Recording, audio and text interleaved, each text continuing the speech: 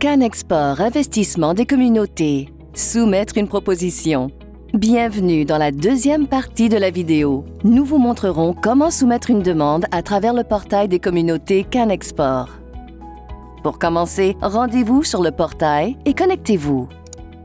Choisissez votre méthode de connexion sécurisée préférée, que ce soit par l'entremise de votre institution financière ou par moyen de votre clé GC. Pour cette démonstration, nous utiliserons une clé GC.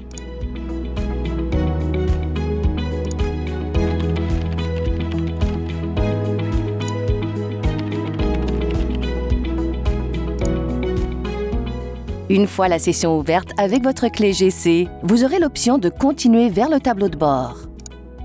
Veuillez noter qu'il peut y avoir un bref délai avant que le système puisse récupérer vos informations.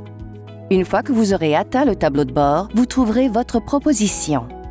Le programme devrait être intitulé « CanExport Investissement des communautés », l'appel de proposition CFP 2022. Le nom et le contact principal de votre organisation devraient également figurer sur cette ligne. Ce portail permet à plusieurs utilisateurs au sein d'une organisation de travailler sur la même proposition avec leurs identifiants de connexion uniques, mais pas simultanément. Bien que plusieurs usagers au sein de votre organisation eussent accès à la même application, seul le nom de la personne ressource principale devrait être indiqué. Pour lancer votre application, vous pouvez cliquer sur « Commencer » sous l'onglet « Statut ou modifier » si vous avez déjà commencé une application. Vous serez ensuite redirigé vers un formulaire de 10 sections. Pour naviguer à travers le formulaire, vous pouvez utiliser le bouton « Suivant » ou simplement naviguer entre les différentes sections. La fonction « Sauvegarder l'ébauche » vous permettra d'enregistrer toutes vos informations et de vous déconnecter sans perdre de progrès. Assurez-vous de vous familiariser avec les différents boutons de navigation et leurs fonctionnalités en lisant la section « Instructions ». N'utilisez pas les boutons de navigation de votre navigateur lorsque vous remplissez votre proposition. Utilisez plutôt les boutons de navigation du formulaire pour naviguer entre les sections. Un simple clic sur « Suivant » n'enregistrera pas vos données entrées. Donc, n'oubliez pas de souvent utiliser le bouton de sauvegarde d'ébauche pour ne pas perdre vos progrès. La première section, « Informations de base », requiert un bref aperçu de votre initiative. Un résumé des éléments clés de votre stratégie d'investissement direct étranger et comment elle s'harmonise avec les priorités de ce programme. Assurez-vous de remplir tous les champs obligatoires, sinon vous rencontrerez une erreur lors de la soumission de votre formulaire. La deuxième section, Composition du projet, requiert un résumé détaillé des activités que vous planifiez dans le cadre de ce projet. La troisième section, Coûts prévus, exige un aperçu détaillé de vos coûts prévus et s'ils seront financés par d'autres programmes du gouvernement fédéral. La quatrième section, Mesure du rendement, demande les résultats immédiats et intermédiaires anticipés par ce projet. Veuillez noter qu'on vous demandera de rendre compte des résultats réels atteints d'ici la fin de la période de financement, et encore une fois par biais d'un sondage dans environ 3 ans.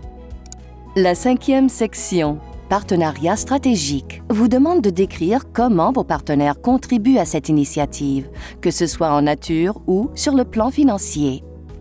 La sixième section, Gouvernance du projet, vous demande de décrire comment le projet sera géré et administré. N'oubliez pas d'inclure un plan de maintien au-delà du cycle actuel de financement annuel du programme. La septième section consiste du plan de travail. Les divers composantes et échéanciers seront énumérés dans cette section. La huitième section, Déclaration de consentement, devra être révisée afin de procéder. La neuvième section, Documents à l'appui, permet le téléchargement de tous les documents d'appui nécessaires à une décision concernant votre demande. De plus, il est obligatoire de remplir et de télécharger une copie du formulaire 2555F pour déclarer toute créance due à Sa Majesté, ou si vous souhaitez utiliser les montants exigibles en compensation de toute somme payable à Sa Majesté. La 10e et dernière section est celle de la révision et soumission. Vous devez réviser chaque section attentivement avant de cliquer sur « Soumettre ».